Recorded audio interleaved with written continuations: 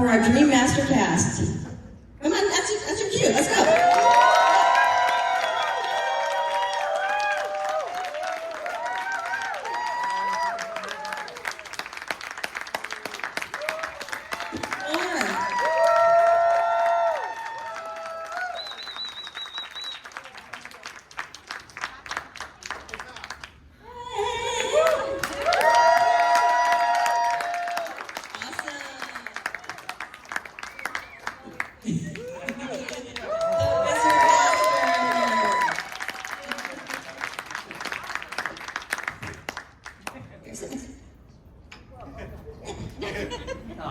Okay, so first I'm going to start us off. Is this thing on?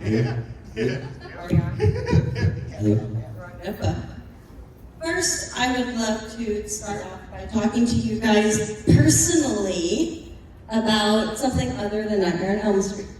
Each a project for each of you guys, okay? Come on, act like you like me. Get closer. You're scared of him. I got it. Okay. Wrong. So I want to start with Jennifer. Okay. So I know, right? Isn't she beautiful? Yes. As you know from our Los Angeles convention, my favorite thing that you've ever done is tell Sugar. Oh yeah. Yes. Can you tell us a bit about working on that, how that came into your life, getting that job? Oh God, I can't really. Hello?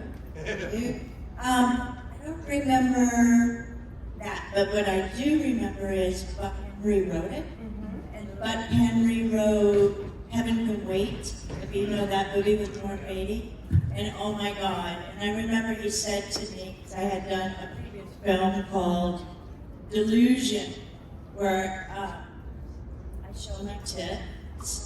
So, and when we were working, he said, "Oh, that scene in the bathroom," you know, because I was taking a shower or something. And he's like, "I just love that scene." Like, oh my God. And then I remember Kathy Ireland, the great model of our day. She was completely silent, never spoke a word.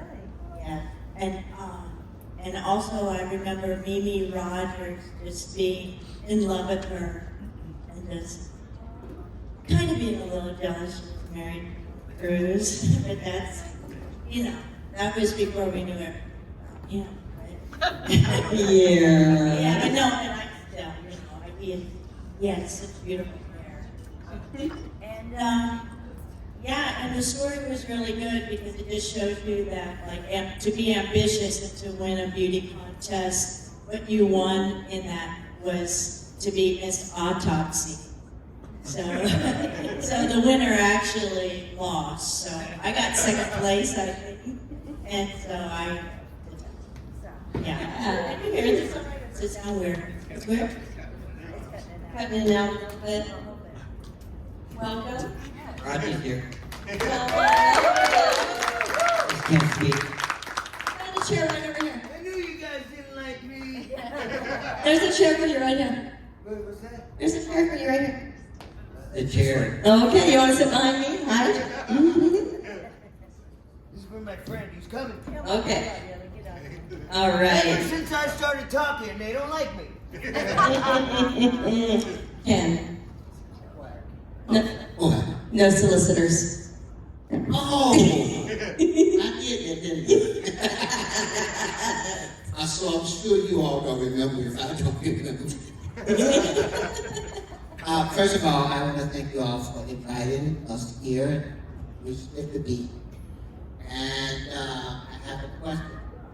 Did you show both kids? Just kidding. All three. Okay. What about it? How did that happen? Did they just call you and say, "Hey, be in our little movie"? Alyssa Rose is in it? So this Rose is the one that called me, got me. Oh, really? And it was with Beverly. And so Return of the Living Dead. So I did it, and it was a very. Were you in it? Did you do something about it? No, but I know a lot of people people that were involved behind the scenes. Oh, okay. Well, I own it on DVD. It was a wonderful movie. I just want to see it. I haven't seen it yet.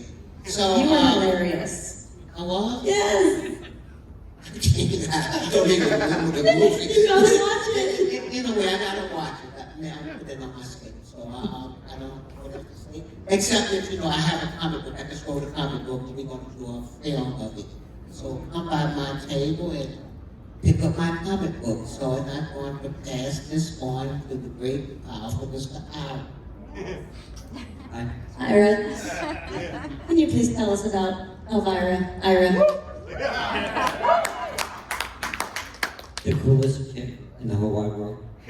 Is she My as wife. kind as everyone says? She was very kind. She was so witty.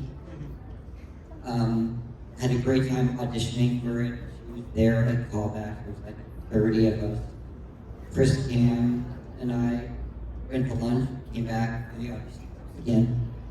But she was awesome. And then I remember working on the show at Warner Brothers at 5 a.m. I had an early call. And I'm walking to Crafty to get a coffee. It's early. And I hear blasting out of a trailer, "Welcome to the jungle." Guns N' Roses just blasting. I'm like, who they? Of course, it's Cassandra Peterson.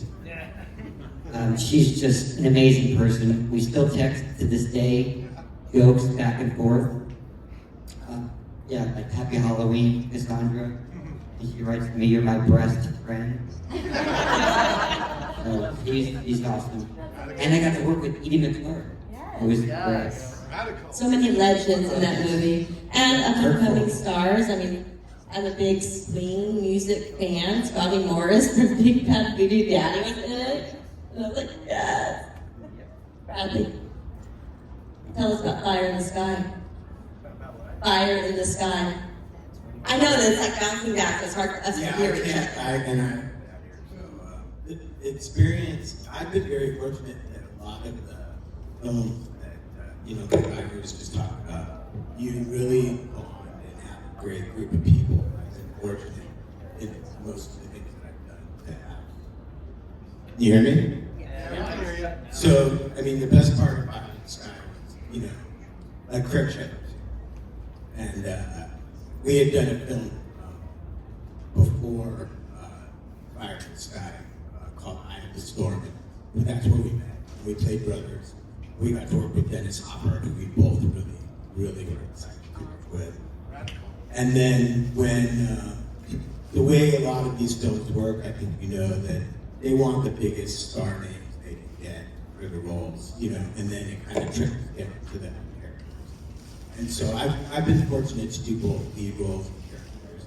And so I had met Rob Lieberman, the director, to play Bobby. But he was really trying to get somebody to play Travis Walton.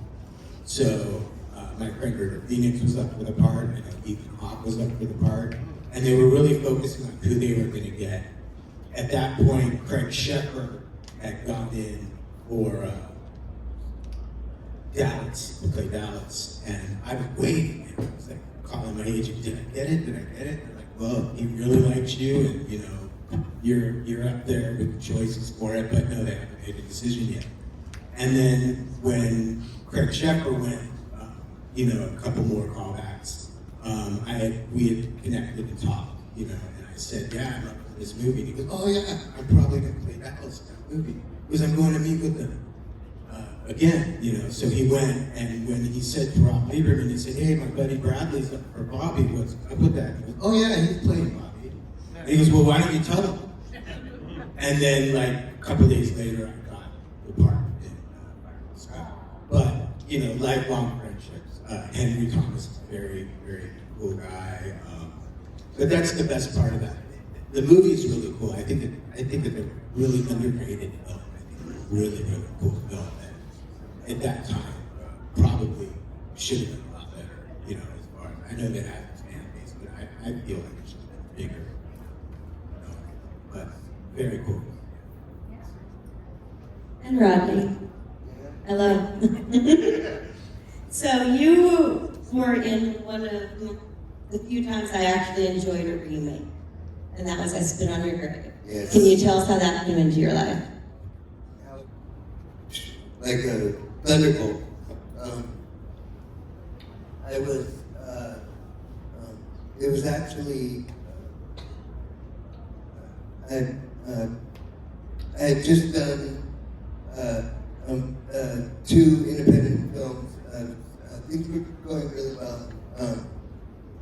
And I got a meeting I basically got off the part in the movie. I just had to go have coffee with the director. And the movie, the script was entitled Day of the Woman. And I read it, and I was just blown away. I thought it was super powerful, really dark, but really super tight script. And I went and met with Stephen Monroe, who's an incredible director. And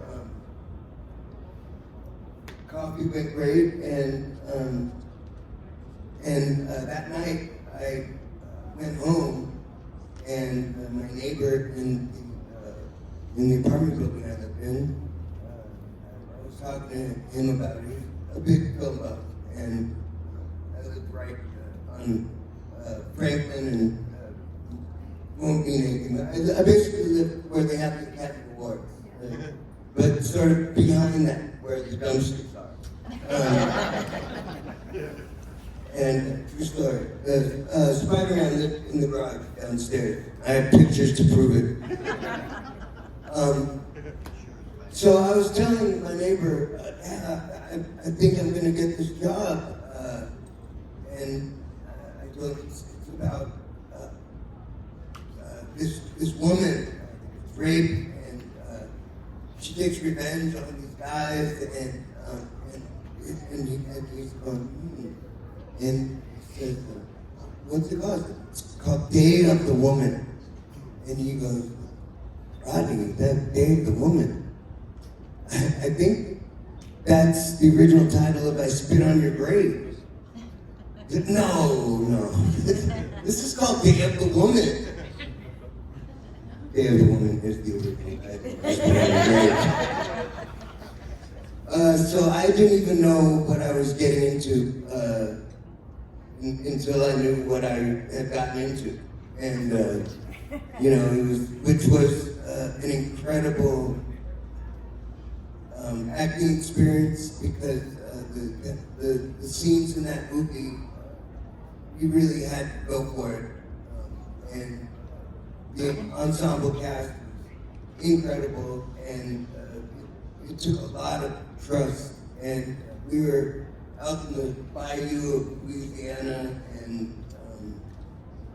it was one of the most rewarding acting experiences I've ever had, which was hard to say about that subject matter.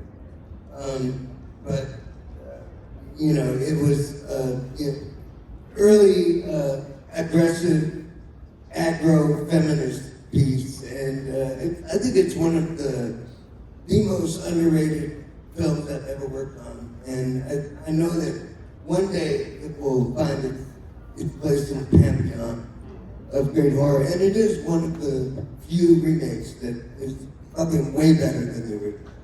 Yeah. It's a real movie, very tight. They definitely didn't ruin it like they do with a lot of these remakes, right? Nightmare on Elm Street. Oh, no. Wait, do we have some Nightmare on Elm Street remake fans in here? Get out! Yeah, I agree with that. Yeah, okay. Okay. Not you. Okay, do we have any audience questions? I know we must. So being a kid of the 80s, like, I guess when this came around, I was probably honestly 12. And you guys are a little bit older, but not much. I mean, did you go hang out with your friends and watch these movies and just watch the expressions in the crowd of everybody reacting to the kills in this? Or for me, being 12 years old in a theater, everybody going, oh my God, you guys participating in it. Did you go to the theater with your friends and watch this? I was working on a movie. While working on Nightmare, I found out that I booked a job called Legally Yours, which I got to play Rob Lowe's brother. Peter Bogdanovich directed, and this was being shot in St. Augustine, Florida. And I missed the premiere, so I ended up going to see the movie with some cast friends. It was really cool. That was my first experience seeing it in the movie, and then there were a couple people that saw me, recognized me, and one little girl goes, "She cried when you died." So it was really cool to get to see it. And I saw it with Kim Myers, who was in Nightmare on Elm Street too. Because she was in Illegally Yours. That's how we met. I was too busy watching myself. It was just such a fun time because, like, you know, it was like the throwing popcorn time and everybody just talking. Yeah, and trash talking back to the screen. Yeah, Yeah, it was a fun that was fun. time. Don't do it, girl. You guys made one of the best movies back in that time, and so it'd just be cool to like be part of the audience. I don't know if you guys remember, but we were here like 10 years ago in the summertime, and they had a screening outside. They put boards over the pool, and they had a giant. It was like a giant outdoor movie theater, and they played Nightmare on Elm Street 3 and 4. Was it 3? Just We 3, all- right? we all And we had were all microphones. here, and I got to announce. I got to announce it. I did a mic drop and everything. It was pretty incredible. I was mellow back then. And that, but I bring that up because all these years later, it was amazing. It was the first time I ever got to see the movie being presented to like the diehards, you know, the true fans, and it forever changed the way that I felt about like being in this movie. I used to be embarrassed that Nightmare on Elm Street 3 was like the most recognizable thing on my resume. You know, back in the 80s, you know, it was like sitcoms, porn, horror. But you know, it's like now it's like being embarrassed that like the most recognizable thing is like The Godfather. You know, it's become so iconic. I'm so proud of having a little chunk of this iconic film. No, not this one. Oh no, this yes, but I'm really glad to be here, Bill. But he's not here. He, but he I'm never still shows to glad. these. Well, I'll tell you something really weird. Like after it came out, and it was a really big deal in New York City, and they had those mounted police and everybody beating, you know, people back in the theater and stuff. I wasn't there, but I was around there. And then one day, I don't know what I was doing, but somebody jumped out and grabbed a piece of my hair. You know, like in the old days where they used to like go crazy, and Creepy. somebody wanted a piece of my hair, and they and I didn't know what was going on, and then I heard it was Nightmare was such a big deal. Pretty funny. Nowadays, all they have to do is just check my shower drain. Look at all the hair. I just think the 80s was just a fun time for horror. It was just one of the best times, the 80s. You go back to the 80s, it was a fun time. The 80s, you went to the movies. Not only did you enjoy the movie, you enjoyed the actors, you enjoyed the score, the music, and everything. It was like a big horror dance. So good. The 90s was okay, but it wasn't nothing like that. I agree. Yeah. Yeah. There's a lot of good stuff in the 80s. Yes.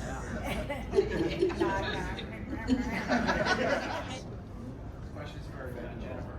How long did it take you to get your hair? 2 minutes with my baby fine hair. Yeah. But they put unflavored gelatin in the spray bottle. No, just unflavored gelatin with hot water. Did this. Said like do this, and then I just went up. Really? Yeah. And it was like no big deal at all, which is great, good because we have to rush on the set, right? Rush. So yeah. Do you think? What a rush. Do you think you could do mine on Sunday?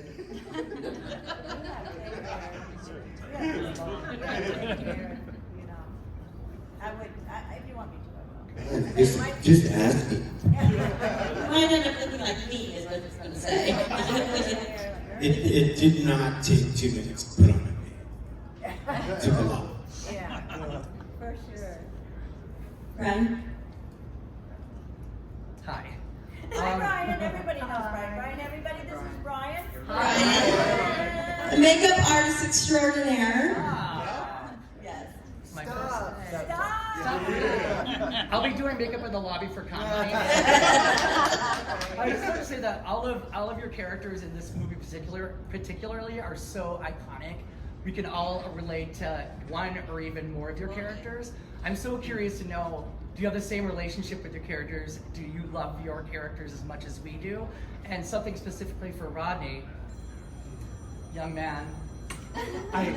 In the Never Sleep Again documentary, you mentioned that a lot of prepubescent and pubescent boys wrote you about the naked nurse scene and said, yeah, this made me realize I was interested in women. Well, it kind of did something different to me, so thank you.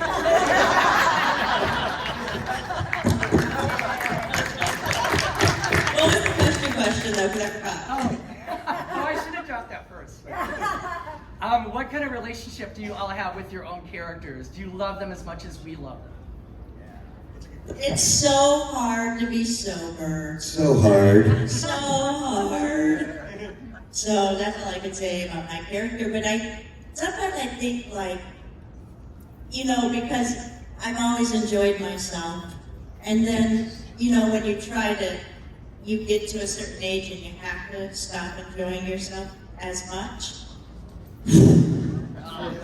Lordy, I had no idea. But anyway, so, with that, I have a sober coach now. But sometimes I make a mistake. So that's okay. But so anybody who ever struggles with that, just, my heart goes out to you. I make mistakes when it comes to this Friday. Also, I forgot my read this time. So anybody, There's so much sold on the table. oh, okay. That's the first place I visited. We have little pipes. Thank you for your compliment. Oh, and your comment. My friends and I actually have a saying. And if you're hot, that's one thing. But if you're gay hot, that's another thing. Because gays have the best taste in art, fashion, music. So if the gays like you, you got something going. Yeah. That's right. And it's funny. I think that something that you just sort of touched on. It was your sort of struggles with or without sobriety, and my character didn't speak, and I'm sure you can tell that that's exactly how I still am today. Really? But that's exactly how I was then. I had a whole inner world, a whole inner dialogue that I had no idea how to release, how to express, and I think that's something that all of us could touch on. I think we all got cast for a reason. I know it was very early in all of our careers, and there was a reason that we all fit into those slots. And I didn't realize that it was sort of a horror Breakfast Club until years later. And like you said, there's something for every person, every personality trait is sort of represented, and it's pretty great to be not to be all right, but it's great to be sort of represented. I don't know, to be saying something about mental health long before it was cool. Right. Yeah, wait. So good comment. The Breakfast Club, who were you in the horror? What character were you? Bradley had it nailed. Who do you think you would be? Ali Sheedy.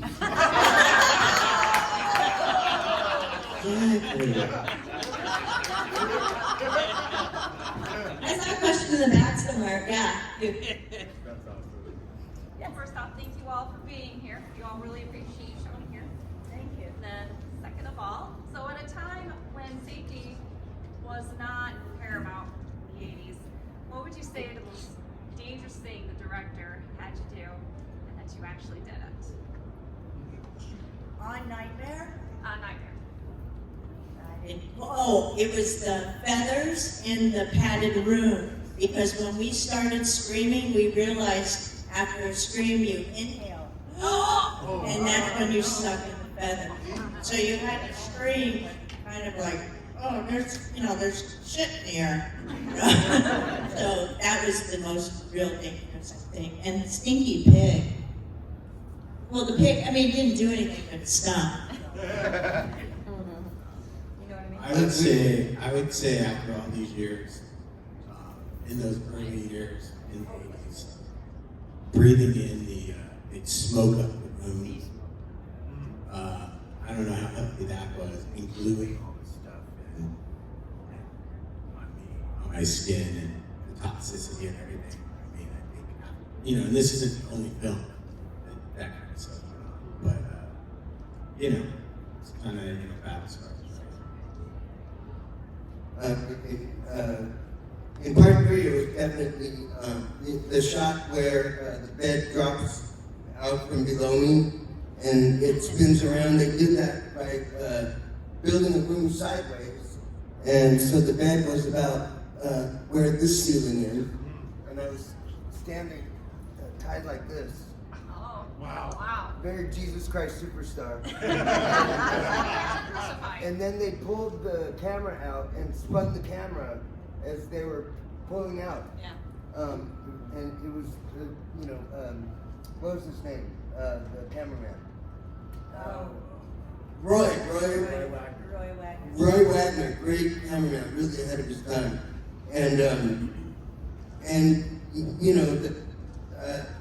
They use a lot of really hot lights on set, and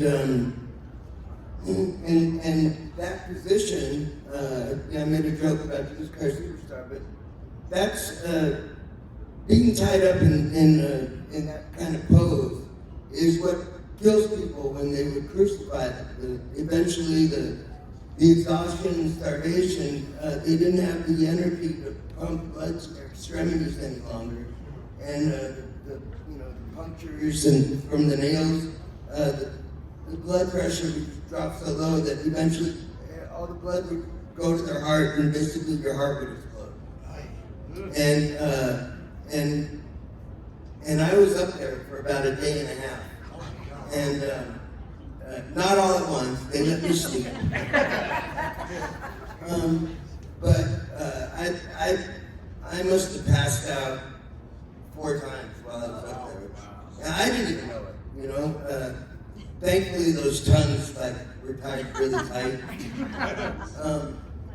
And then my actual death in part 4, in the waterbed. That was a waterbed built on top of a platform like this stage, and the wall here on the other side was the other half of the bed, and the only way to get into the bed was to dive under the wall and come up inside the bed. And yet safety standards were non-existent. So the only way you could get any breath was to stick your face up against plastic and find the air bubble. And also, I don't think they checked the leakage level on the glue that they held the whole thing together with. So it was full of sort of toxic, burning poisons, and it was really, I didn't have to at being scared shitless. And yeah, I always say that they, they hire all these teenagers for horror films for a reason. Because they're desperate for attention and they'll do anything. And it was also pretty dangerous when I drove off that tower. I mean, kind of. I was like, They had a stunt man. I dove off a high platform, but not as high. wow. The only scary thing that happened to me, other than meeting all these people, Freddy's glove was, the blade was supposed to retract on my desk, they weren't working, so they put a 2x4. So Robert actually had to hit the mark without killing me. And also, a dangerous thing is when I pulled you out of the bed. Yes. And I swing him around, and you can see it in part 3. When I swing him around, I smack his ankles against the metal table. That's when you hear me go, ow! Yeah. What are you doing? You don't realize, get help! Get help! Yeah. So now I feel sorry for actors nowadays. They have to react to blue screen. We didn't have to act much at all. Yeah, literally. Wow. Yeah, it was pretty crazy. It's borderline snuff film. What about when we were hanging on the thing? Like we were hanging in like a group sequence? Weren't we hanging from? I remember hanging from. That was you and Chuck Russell. I think that was just. that was your shot. Yeah, Your that's shot. Have anything to contribute to that? Me? Yeah, you were in there with the feather. I was, You were in there with the yeah, but I was only scared the check shot coming. The feathers, I did not understand really what they was telling us to do. So when the knives started coming in, I was really scared. I was saying, oh shit, really. We didn't know, because they were going back and forth, telling us what we needed to do. And so and then it started throwing all those feathers up in there, and it started cutting for real. And all that was real. He wasn't acting in. Wow. Yeah. So, and they was really shocked too.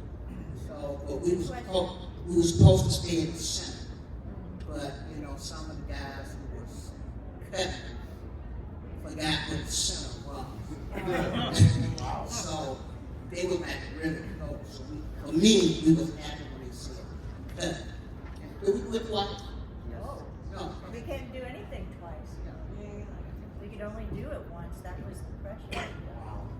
We have time for one more audience question. Do we have any in the back over there? Yes. Yes. Oh, it's me? Yeah. So my question is, it's for all of you. How are you feeling, or what was your reaction when you found out you got the part in this amazing franchise? That's a good question. For me, I did, for a lot of the things you do, they probably agree. You don't know what it's going to be. You don't know. That's why it's so thrilling that after all these years, I'm so grateful that it resonates and that it came out to be something pretty cool and iconic. And back then, I was pretty much just started out. I had done Stand By Me, and after Stand By Me, a bunch of us were like up on Lost Boys, and I almost got one of the Frog Brothers. Oh, wow. I think that's what they are very close to that. And I remember at that time being really sometimes envious of the people when you're in an ensemble, successful, and then some people, let me put it this way, it was a low time, but for some reason I wasn't getting anything.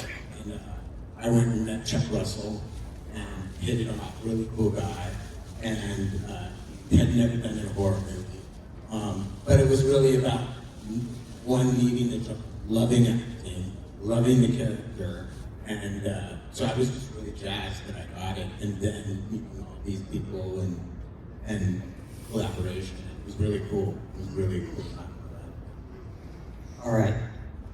My very first movie ever to be in. I had 5 auditions. I had seen the first one, didn't see the second, Nightmare.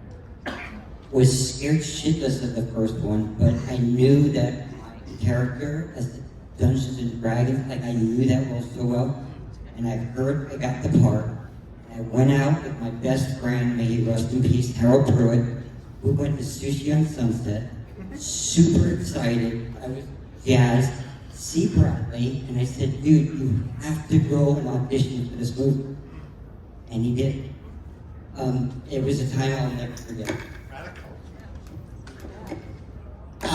As for me, I did not know what Nightmare on Elm Street was. I'd never seen any of the movies. And so there was a thing called the breakdown, and they described the character that they was looking for. And the character that they was looking for didn't fit. So my agent wanted me to go out anyway on the day that it was raining. I had to go to court.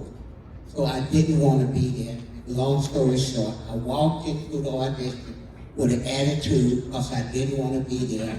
And Chuck Russell asked me what I thought, and I told him a black actor would say this shit. Because originally, Kim K was for a white actor.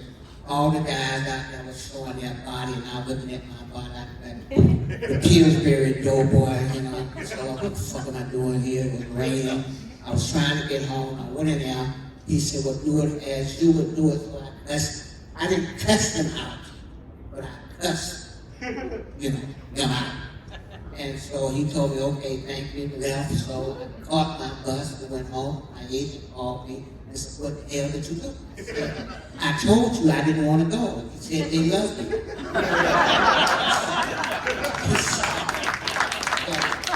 Word to the wise, that didn't work well when I went on the next audition. Wow. I just love the early part of my career because all that teenage angst just went right into every part I ever did. So. I mean, I think we're getting close to wrapping this up. Am I right? I don't want to take your job, but I think I just think what Ken says is the moral of the story is be yourself. I don't think any of us tried too hard to get this job, and I've got probably close to 100 credits on IMDb, and I didn't really try very hard to get any of them. The ones that I tried really hard for, I've got it memorized, and I know I'm going to get this. I nailed it. Never get the job. The job where I go and I don't care that much about it. I'm not that well prepared, what I'm saying is when it's meant to be, it's meant to be. And all of us are sitting up here because we're meant to be sitting here, and I think what speaks most to that is all those jobs I've had as an actor. You always say at the end of the movie, man, we're gonna be friends forever, because you're working with people on the set.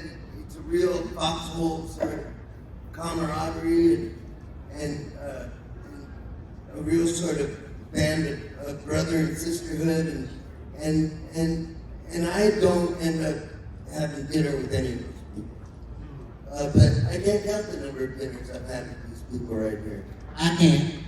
Well, yeah, because you never come to dinner, man. That's the one last thing. I want to piggyback off what Roger said, that, what meant for you to get it. But that was, 30, how many years ago? 37 years ago. So I would like to say that was 37 years ago. What was meant. But 37 years later today, we're here because of you. Yeah. And you put us up here. I thank you. And I want to have you guys up here in the panel, and we'll see how you go. I have one more wrap-up question for you guys. Besides, don't fall asleep.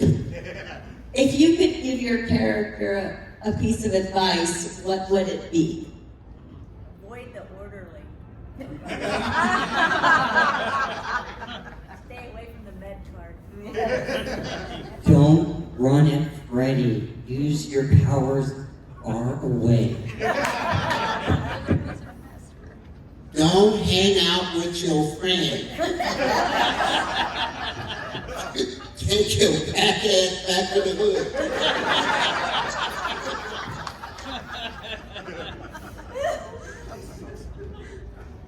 No, guys, no. Man, bitches. There you go, I get it all set. Thank you guys, everyone, give it up.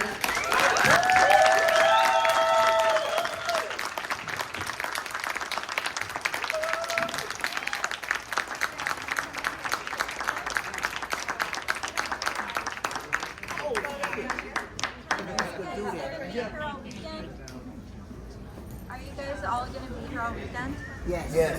Finally! It's always the Nightmare Girls and not the Nightmare Guys. That's awesome. Come by our table. Don't forget to tip the waitress. Jen's here.